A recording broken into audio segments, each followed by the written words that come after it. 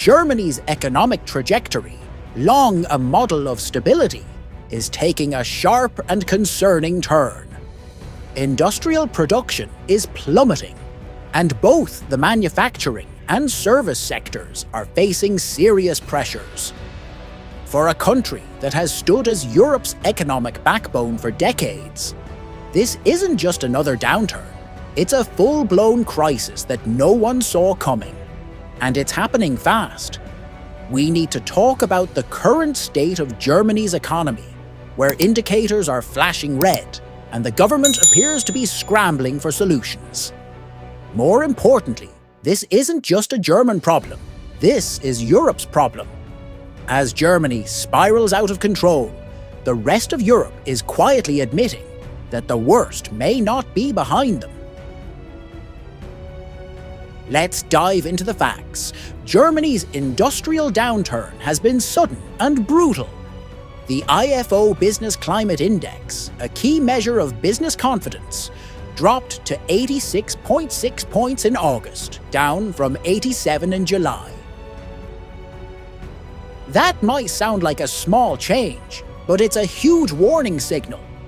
Business confidence is at a 5-month low. Clemens Fuest, president of the IFO Institute, put it bluntly when he said, "The German economy is increasingly falling into crisis." That's a bold statement, but it's backed by data. In August, Germany saw its fastest drop in employment in 4 years. Layoffs, hiring freezes, and a shrinking job market are not just numbers. They're real people facing real uncertainty. The drop in consumer confidence follows, which creates a cycle of reduced spending and further economic strain. For decades, Germany's manufacturing sector has been its economic engine. But right now, that engine is sputtering. The S&P Global Purchasing Managers Index for manufacturing fell to 42.1 in August. Keep in mind, any number below 50 indicates contraction, and Germany has been below 50 for 26 straight months. In other words, the country's manufacturing sector hasn't seen growth in over 2 years. Dr. Cyrus de la Rubia, chief economist at Hamburg Commercial Bank, summed it up when he said, "The recession in Germany's manufacturing sector deepened in August, with no recovery in sight." This isn't just a minor dip, it's a long-term systemic issue. What's really alarming is how fast foreign demand for German goods is dropping. Orders are shrinking, and manufacturers are struggling to stay competitive, especially with high interest rates weighing them down. Some companies are cutting back on staff and reducing their inventory just to stay afloat. Capital goods manufacturers in particular are in trouble, with high interest rates compounding their problems. With order backlogs shrinking and new demand drying up, the situation is grim. The service sector, which had been doing relatively well during the early phases of the pandemic, is now faltering. The IFO Institute's expectations for the service industry dropped to 86.8 in August, signaling growing pessimism across the board. Service companies are seeing fewer orders, and their outlook for the future is growing bleaker. When manufacturing falters, it often creates a domino effect, hitting other sectors like services, finance, and consumer goods. This isn't just bad news for businesses, it's bad news for the entire economy. The cautious optimism that some industries had been holding on to is now slipping away. Germany's Federal Statistics Office recently reported that the country's economy contracted by 0.1% in the second quarter of 2024.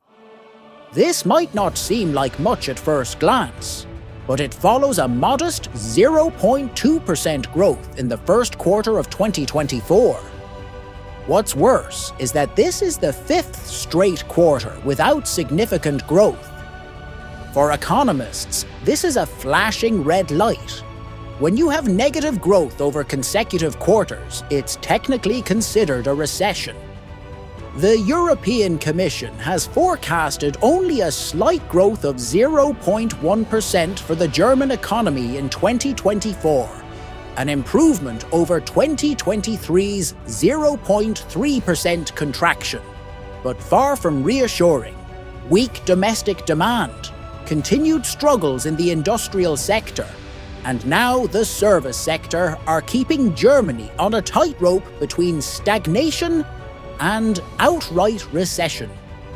Now you might be wondering, can Germany turn this around? As of now, it's not looking good. Economists like Dr. De La Rubia are warning that the chances of a second straight quarter of negative growth are increasing, signaling a potential prolonged recession. This isn't just speculation. The numbers support it. When investor confidence falls as sharply as it has, businesses start making defensive moves. We're already seeing layoffs, cost-cutting measures, and a freeze in investment. For Germany, which has long prided itself on its efficient and robust economy, this is a bitter pill to swallow. Even more alarming is that this downturn in Germany's economy is a threat to Europe as a whole. Germany isn't just Europe's largest economy, it's its economic leader. If Germany falters, the ripple effects will spread across the continent.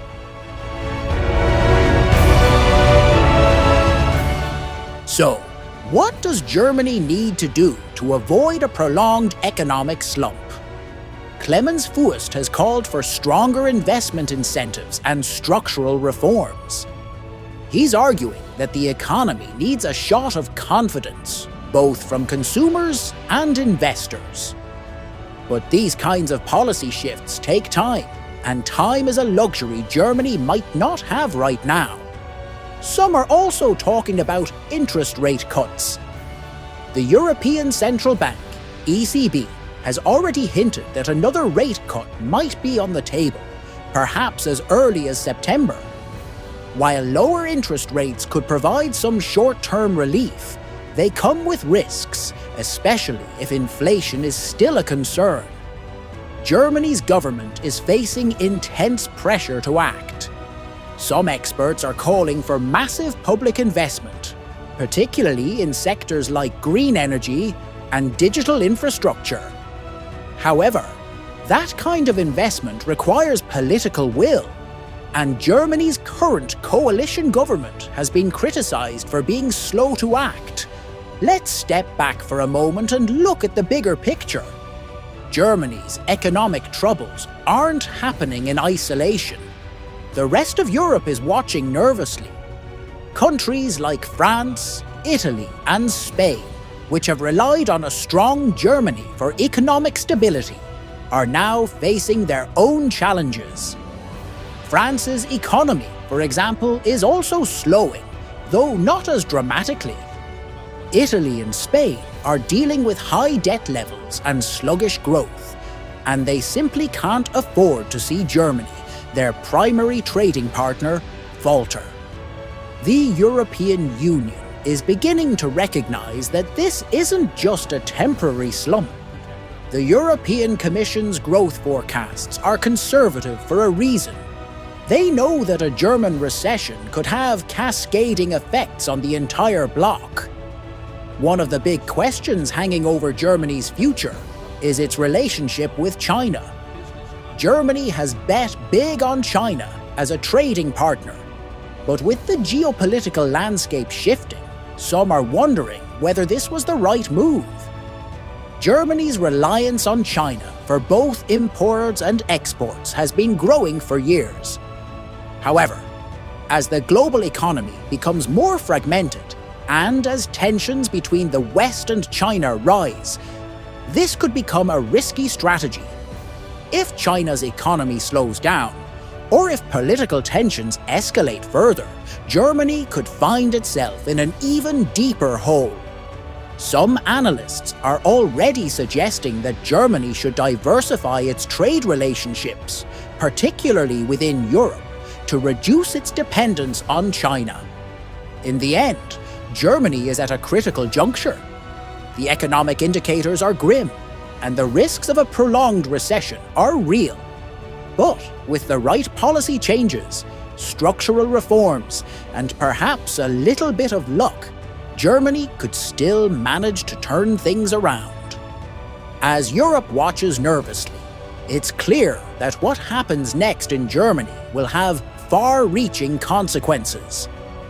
Whether it's interest rate cuts, public investment, or stronger ties with Europe, the path forward will define not just Germany's future, but Europe's as well. What do you think? Can Germany avoid a prolonged slump? Or is this the beginning of a long, hard road for Europe's economic powerhouse? Let us know in the comments below. And as always, stay tuned for more insights on the global economy. Until next time, thanks for watching, and don't forget to like, share, and subscribe for more deep dives into the world's most pressing issues.